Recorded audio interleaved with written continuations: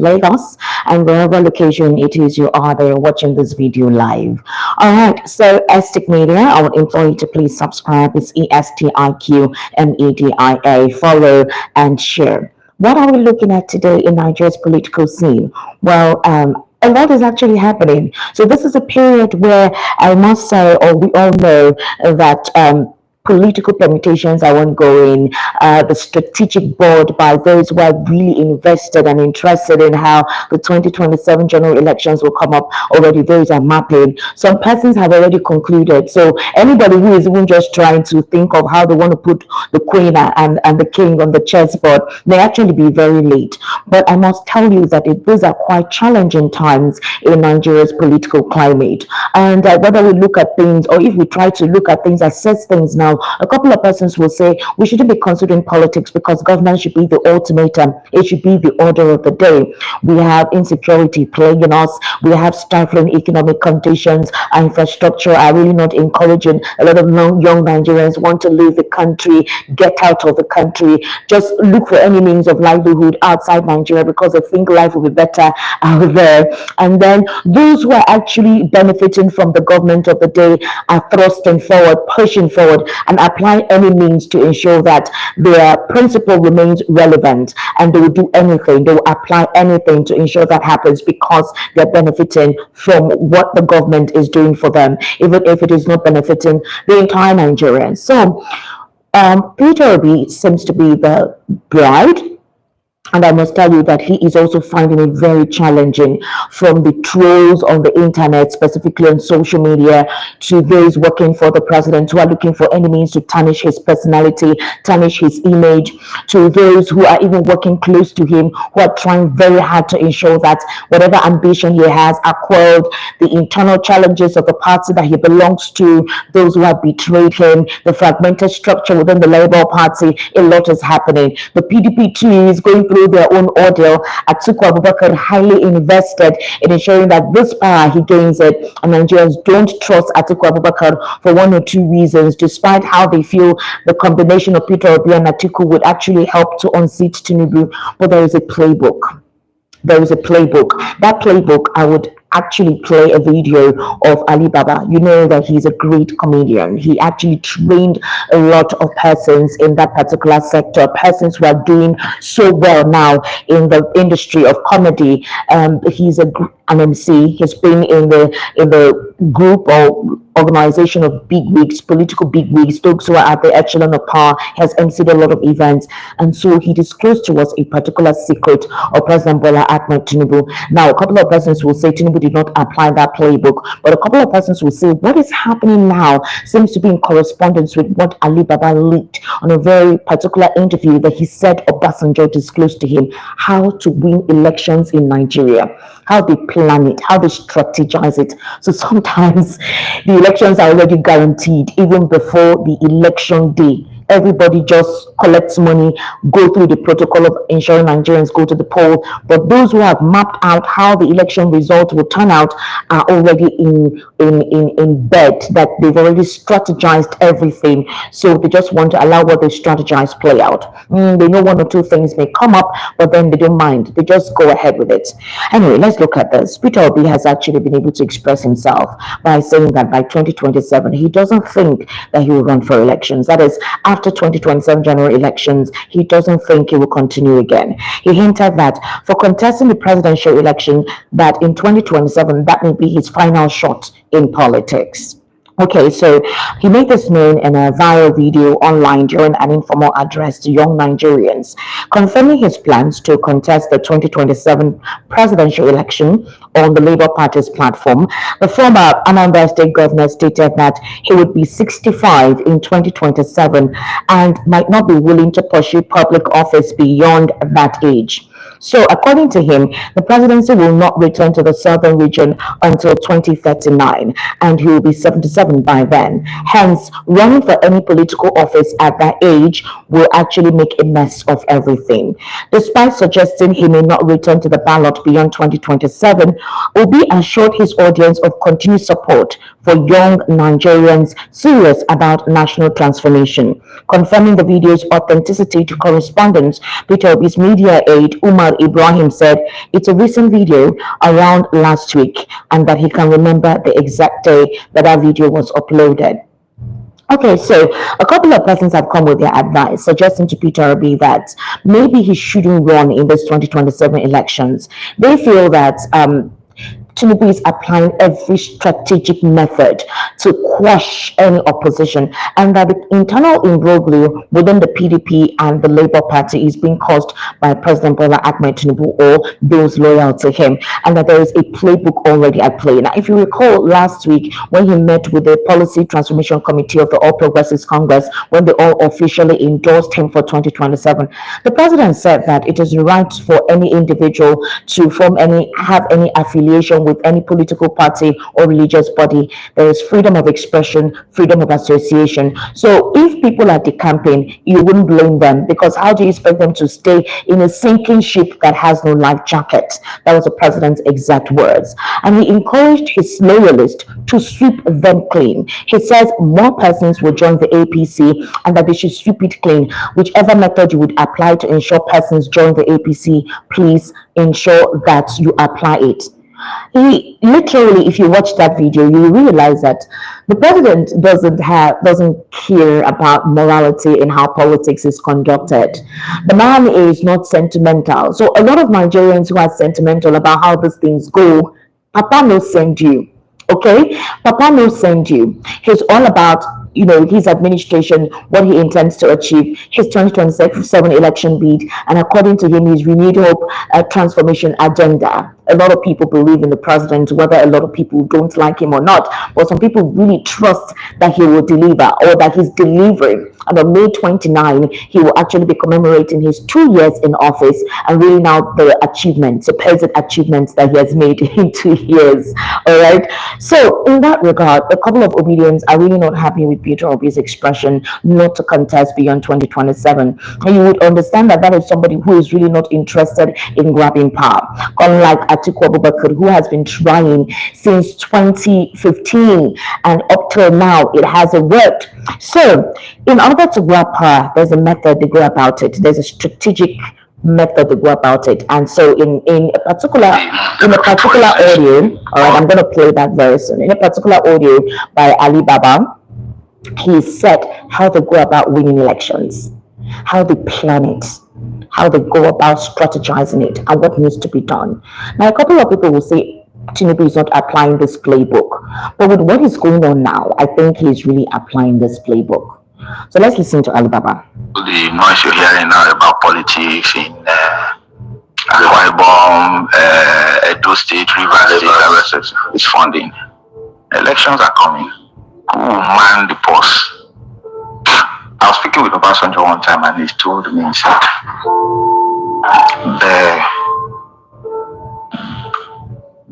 he listed some things.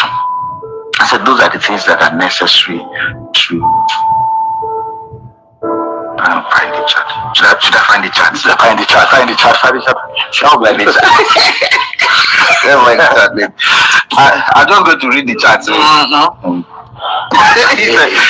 for him, it was like he thought I was going to go into politics. So he was very happy when I was talking with him. He said, Ali, I'm happy that you are now. I don't know what kind of witchcraft you practice, because I was going to ask you. No, not just about him. You said he thought you were going to go into politics. I was going to ask you why. Okay, so I'll get to it. So he says, okay, yeah. He says, Ali. Okay, I'm going to read that. Ali, I'm happy you are catching up with politics, but you still have a lot to learn. And I said, like what, sir? He said, like how you get governors and presidents elected. So you need 7 governors to win an election. Lagos, Bayelsa, Delta, Rivers, Kano, Kaduna, and the CBN governor. To win at federal level, the presidential election, you need 7 governors. 1, Lagos. 2, Bayelsa. 3, Delta. 4, Rivers. 5, Kano. 6 Kaduna, 7 the CBN governor. So you just, without, even if you are a political novice, you know what all this means. Understand the permutation. Exactly. And so when I said, but Kano and Kaduna don't have money. He said, that's for numbers. For numbers. True. For numbers. He said, and what is money? That's numbers too. Right? He goes, say you need 44 of the most popular senatorial districts. Said you need to have awarded 10 contracts, and 15% of that contract can give you marginal impact at the polls. And you must award this contract in your first year of assumption of office. Oh. Because if you don't do that, then you can't ask the people for anything. Because when you give them at the first year of your getting into office, when it's time for elections, you just tell them, do you want to continue this contract, or they know what to do. He said you must name your CGN, you must name your IGP, you must name your Controller General Customs, you must name the head of the NNPC, you must name your CBN governor. And if you want to get into the judiciary, you must suspend pending cases of corrupt past governors who are loaded. Don't forget that those guys have chests, war chests that's just sitting down waiting for who they want to align with. No matter how much EFCC milks from them, they still have plenty. These are people who were sitting on a monthly federal allocation. Don't forget that. Sometimes when your federal allocation, like some states we mentioned, when they get their federal allocation, they don't touch it. They actually add to it because their state internally generated revenue is higher than what the federal gives to them. So if federal government gives them 3 naira, they can add 4 naira to it and spend 7. So when they leave office, EFCC can't come look for them because they added money to what federal government gave them. But you see that internally generated revenue, that is their sweat, as it's called. It's their money, they generated it themselves. They can determine anything they want to do with it. Lagos State internally generated revenue is higher than what federal government gives them. Obasanjo just seized it for like forever. They call it bluff. Nobody cares. They call it bluff. That's what we used to pay salaries, just And then it says, yes, this is the meaty part of it. So get US or China support. Normally, as usual. Because of their businesses in your country, they would support whoever. You heard the fallout from the Senate in this thing that said how they helped Buhari to get into office and remove Jonathan. National Association of Nigerian Students, NANS, Market Women, NURTW, unsettled the organized labor. You can say it's right? Unsettled. Now, organized labor is when you then have people who protest, we're not this, we're this, we're supporting that, we don't like this, all of that. This one. Get 10 of the richest Nigerians on your side. Yeah, you can will not be a usual suspect. If you create opposition parties and let them decamp before election. So you have your party. I want to infiltrate the party. I'll send my people to leave my own party and join your own party before the elections. You see why people don't trust our time? So when the time of elections comes, they will then disrupt the whole thing. You see why people don't trust our they put in charge of electioneering campaign. You won't know that the reason they decamp from that side was to make sure that your own campaign doesn't succeed. So when you are planning and saying, no, this is what we'll do this, they inform those people that this is what they plan to do. So by the time later on you will hear they are going back to their old party. Exactly. Somebody did it when he said, he was supposed to be I think Ashwaju's campaign guy. Then he left to go and support the guy from Kano. Sometimes when these people say some things, you have to respect it. Infiltrate opposition parties and let them decamp for them. Buy delegates 1 year before your congresses. 1 year before the congresses, buy them. So I asked, how do you buy congresses? It's okay, so this is what you do. You know who and who will be selected as delegates. You can permutate and say, this man will be delegates that 4 years. You give 2 of his daughters jobs in a bank. You give this other person's wife a shop in so and so place. This other person wants to go to Hajj, they go to Hajj. This one wants to do something. When the time for election comes and you say this is the person I support, because of those people that you have given, they won't mess up. Why some people are trying to raise money to give dollars to some people? You already have bought their loyalty since. Have a hand in appointing all party chairmen, all parties chairmen, all parties. So it's not. So when you hear that 2 people are running for an office and you are not in the party, you call the other parties running against and say, "You want to be chairman? We'll fund you." You see what's going on with Labour Party. You also see what's going on with PDP. Secure state rec, blogs and social media, religious leaders, royal fathers, appointment of board of chairmen and DGs. Exactly. This is referred to number 2. Get 4 constitutional lawyers on retainership. So, yes, you can hear that. You could actually hear everything that was said there by Ali Baba. So I must tell you the truth. Like I said, a couple of Nigerians, specifically those who are following the political train, feel that Tinubu did not apply this playbook in 2023. Well, he didn't apply it in 2023 because he was not yet in power. And the people feel that with all that transpired in 2023, he still won. But if you look at current events actually playing out now, it seems to be working exactly based on what Ali Baba is saying Obasanjo rolled out to him. So, well, I'm not discouraging anybody. I'm just saying that elections in this country, politics actually has no sentiment. The APC is in power, but they are still campaigning. They're dogged, they're aggressive, they're applying every means. They are causing division, chaos. Go on social media, specifically X, where you have a lot of young Nigerians who are supposedly meant to be intelligent. When I mean intelligent, that is, they went to school. They know how to express themselves. They know how to use that particular social media application. They are working hard. Daily, if you go on social media, you don't see anything other than bigotry.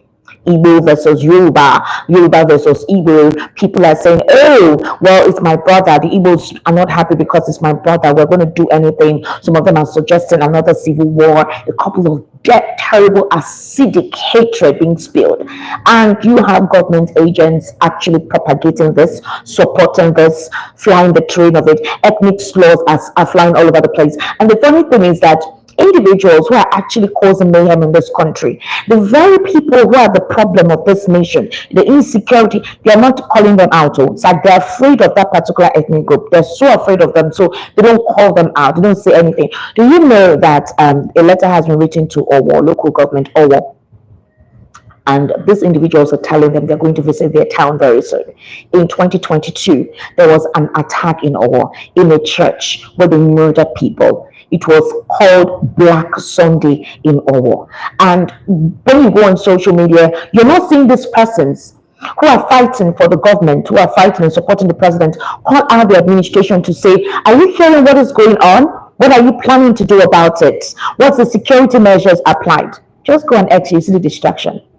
Nobody's talking about good governance. Nobody's talking about how to build this nation. Nobody's talking about the endemic insecurity. Nobody's talking about the stifling economic conditions, the debilitating health sector, our educational system that is now debased, especially in some cities, especially some states that really need quality education. Nobody's talking about it.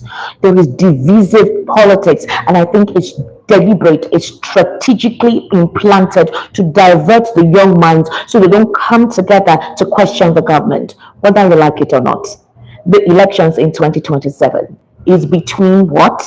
Nigerians and the APC. Any other opposition? Any coalition? I don't even think there's any other political party that is opposing this APC. So it's between Nigerians, you, and the APC. If you want them to continue, wait for them. Otherwise, it all depends on you. But every machination is already on ground. Trust me. Omoyele Sowore said 2027 election results have already been written. It's left for you to ensure that that's not what it is. It's left for you to let the electorate know that without you, they will not be there. So whatever mago they want to apply will not work. So if you want good governance, fine. Go ahead, do what needs to be done. If you don't want good governance, it's left for you. But if you think the government of the day is worth the hassle, is what you want to encourage, is what you love, how about you go ahead and love the government of the day, but be sincere to yourselves in the process. Bye for now. Enjoy your Sunday.